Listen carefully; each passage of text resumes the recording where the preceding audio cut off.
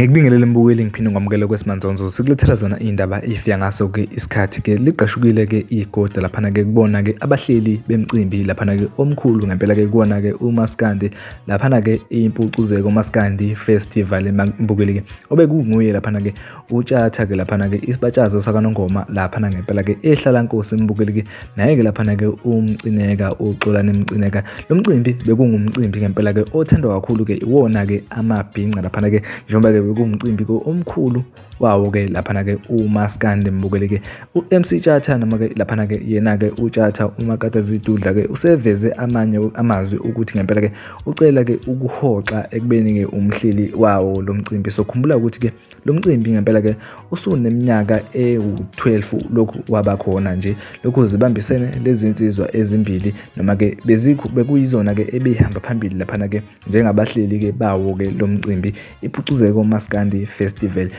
uthe laphana ke ekubeka laphana ke epagini lakhe yena ke laphana ke uTshatha umfuka Ngobe wathi ngempela ke cha ucela ke ukuhoxa noma ke engeze ukuyibeka ke izathu ke eziningi ezenza ukuba ke ahoxe ke kuyona ke umcimbi wephucuzeko njengokuba ke umhleli wawo kodwa ke wona ke lo mcimbi sinethemba lokuthi ngempela ke usazoqhubeka mbukeli ngakho konke okusemandleni umcineka siyethemba ukuthi uzowubamba lo mcimbi ewuphushe uye phambili ngabe ukuthi okwakho mbukeli ke ngakho ke ukuma usutholile lolu daba lokuthi ke yena ke laphana ke uyayihosha ke imfe yena ke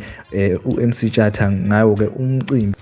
kanti ke mbukele muzokhumbula kahle ngonyaka odlule zikhona ke izinsolo ke ezaba khona ukuthi ngempela ke ngabe lukhona ke uqhekeko phakathi kwakhe laphana ke umcineka kanye naye ke laphana ke uTshatha mbukeli ngabe kuthini okwakho ukuphawula mayelana nalo ke lolu daba lokuqhekeko lokuba ke umcimbi ungabe usaqhubeka uye phambili noma ke kube khona ke ohosha imfe ngakho ke laphana ke ukuba umhleli wawo lo mcimbi omkhulu kangaka iphucuzeko Maskandi Festival siyabuya nezinye egcwele siyabonga